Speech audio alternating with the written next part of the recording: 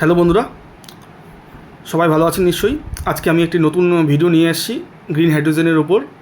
সেটি হচ্ছে এমটার টেকনোলজিস। অনেকদিন ধরে এই শেয়ারটি ডাউন ট্রেন্ডে রয়েছে। সবাই বেশিরভাগ জানে শেয়ারটি ডিফেন্স সেক্টরের উপর এবং এরোস্পেস সেক্টরের উপর কাজ করে, কিন্তু এই শেয়ারটি গ্রিন হাইড্রোজেনের উপরেও কাজ করে, ঠিক আছে। কিন্তু লং টাইমে এই শেয়ারটি অনেকটাই ডাউন ট্রেন্ডে আছে। দেখুন, শেয়ারটির প্রাইস হচ্ছে এখন 1879, ঠিক আছে। কোন কোন সেক্টরের উপর কাজ করছে সেটা একটু দেখে নেওয়া যাক। স্পেসের উপর দেখুন, আমি একটু আইডেন্টিফাই করে দিচ্ছি, সময় নিয়ে দেখুন। স্পেস, ক্লিন এনার্জি, ঠিক আছে, ডিফেন্স দেখছেন নিশ্চয়ই আপনারা,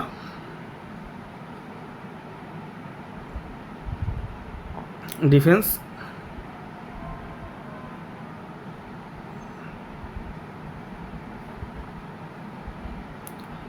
আর আরেকটু দেখা যাক ক্লিন হাইড্রোজেনের উপর কিসের উপর কাজ করছে। এই জায়গাটা একটু আপনারা ভালো করে ফলো করুন। দেখুন, company manufactures power units, speciality hot boxes and supplied prototypes hydrogen boxes and electrolyser. এই যে ইলেকট্রোলাইজার আছে, দেখতে পাচ্ছেন ইলেকট্রোলাইজার কোথায়? এই যে হাইড্রোজেন বক্সেস অ্যান্ড ইলেকট্রোলাইজার, ঠিক আছে। এখন আমার কথা হচ্ছে ইলেকট্রোলাইজারটা কি? ইলেকট্রোলাইজার হচ্ছে হাইড্রোজেন ম্যানুফ্যাকচার করতে গেলে, মানে হাইড্রোজেন তৈরি করতে গেলে ইলেকট্রোলাইজার টেকনিকটার প্রয়োজন আছে, ঠিক আছে। এই প্রযুক্তি ছাড়া, ইলেকট্রোলাইজার ছাড়া হাইড্রোজেন উৎপাদন হবে না, ঠিক আছে। এই ইলেকট্রোলাইজার অনেক কোম্পানি তৈরি করে, যেমন অ্যাডভেট ইনফ্রাটেক, এমটার টেকনোলজিস, ঠিক আছে। বর্তমানে রিলায়েন্স ইন্ডাস্ট্রিজও নেমে গিয়েছে, কারণ হাইড্রোজেন থিম কেবল শুরু হয়েছে ইন্ডিয়াতে, এর ভবিষ্যৎ অনেক দূর যাবে। আগামী 10 বছর হাইড্রোজেনের উপর তো সব কিছু নির্ভর করছেই, কারণ যে হারে পলিউশন বাড়ছে, যে হারে টেম্পারেচার কন্টিনিউ বেড়েই চলছে, তার জন্য হাইড্রোজেনের কোনো বিকল্প নেই, ঠিক আছে।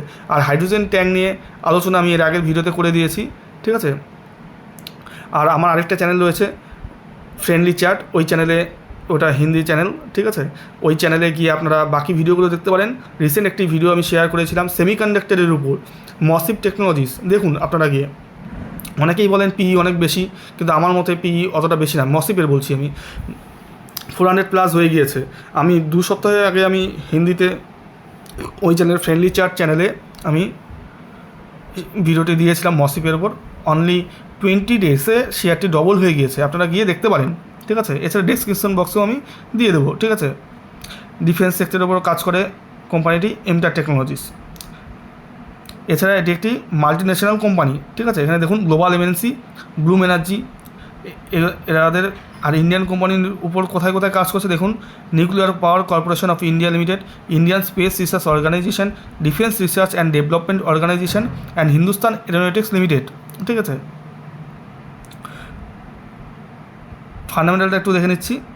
দেখুন, মার্কেট ক্যাপ হচ্ছে 5781 করোড়, হাই লো হচ্ছে 2900 আর লো হচ্ছে 1600, ঠিক আছে। পি 103, ঠিক আছে। পি আর এটা যদি 500 পিউ হয়ে যায় তাও বেশি না, যেহেতু এটা একটি ফিউচারিস্টিক কোম্পানি। আর এটা থিম কেবল জাস্ট স্টার্টেড, অনলি কেবল স্টার্টেড, এটা অনেক দূর যাবে।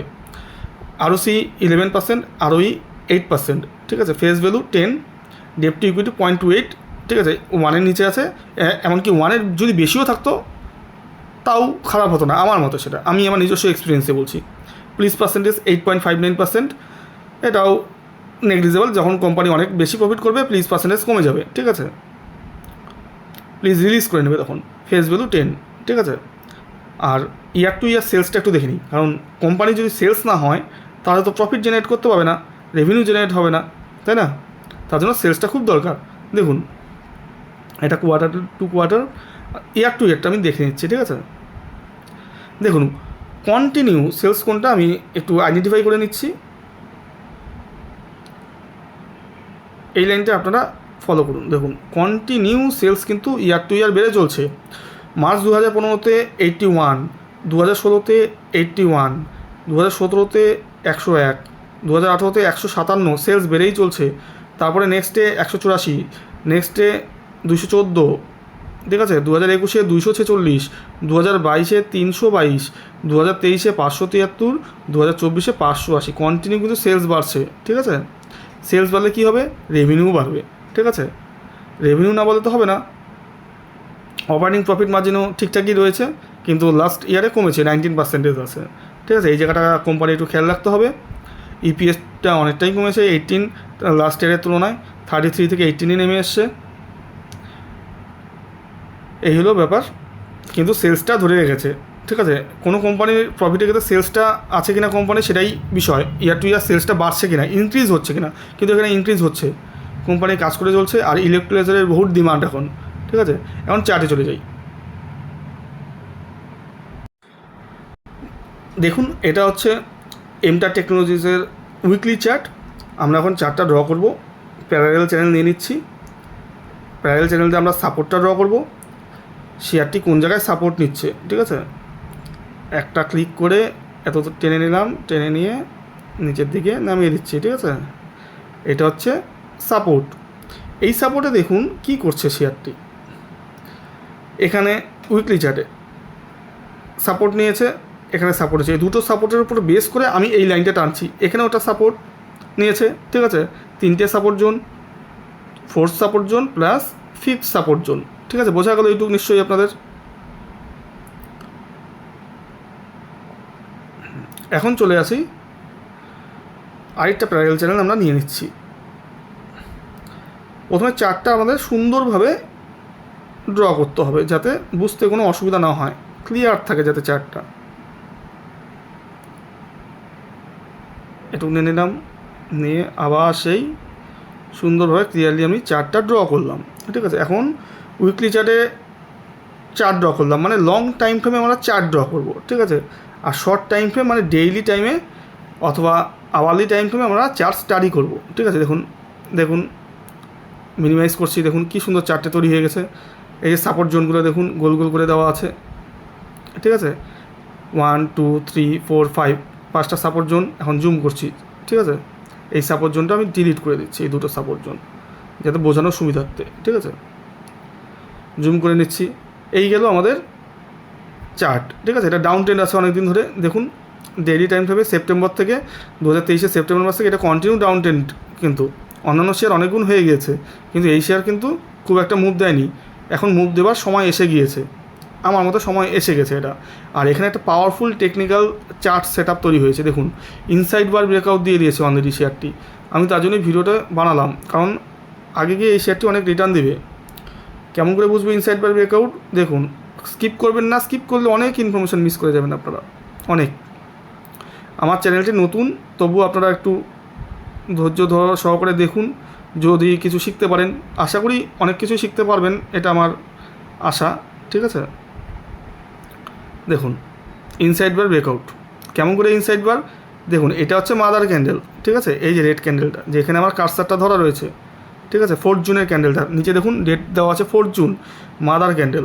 এই মাদার ক্যান্ডেলের ভেতরে দেখুন কয়টা ক্যান্ডেল আছে মাদার ক্যান্ডেলটা বাদ দিয়ে, 1 2 3 4 5 6 7। ঠিক আছে, 13 জুন অবধি 7, মানে 7টা ক্যান্ডেল রয়েছে। কিন্তু 8 নম্বর ক্যান্ডেল মানে 14 জুন দেখুন, তার উপরে ব্রেকআউট দিয়ে দিয়েছে উইথ ভলিউম, নিচে ভলিউমও শো করছে দেখুন 14 জুন। ঠিক আছে, ভলিউম। এবং এই মাদার ক্যান্ডেলের হাই কত দেখুন, মাদার ক্যান্ডেলের হাই হচ্ছে, ভালো করে আমি দেখে দিচ্ছি, একটু ধৈর্য সহকারে দেখুন। হাই হচ্ছে এই যে 1825 টাকা। ঠিক আছে, তার উপরে এটা ক্লোজ দিয়েছে কত দেখুন, এই ক্যান্ডেলটার হাই হচ্ছে, যেখানে আমি 14 জুনের ক্যান্ডেলটা হচ্ছে 1896 এবং ক্লোজ দিয়েছে 1862। মানে মাদার ক্যান্ডেলের হাই ছিল 1825, কিন্তু ক্লোজিং প্রাইস হচ্ছে 1862। মানে মাদার ক্যান্ডেলের উপরে ক্লোজ দিয়েছে। ক্লোজ দেওয়ার পরে 2 দিন পর পর সাস্টেন করেছে। এই যে বক্সটা আছে, এই যে বক্সটা করলাম, এই বক্সের ওপরে কিন্তু সাস্টেন হয়েছে।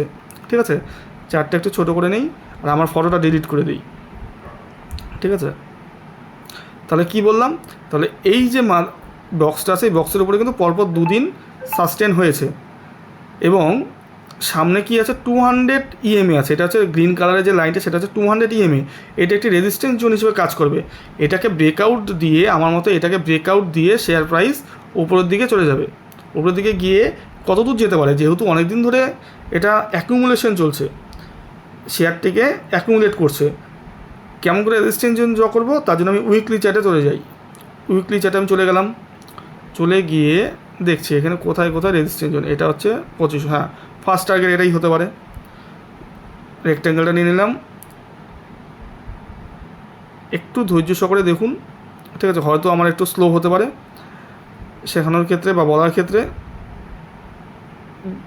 শেখাতে পারবো না জানি, তাও আমি আমার নলেজ শেয়ার করছি। যদি আমার এই ইনফরমেশনগুলো যদি ভালো লেগে থাকে অবশ্যই লাইক এবং সাবস্ক্রাইব অবশ্যই করবেন, ঠিক আছে। আর ভিডিওটি ধৈর্য সহকারে একটু দেখুন।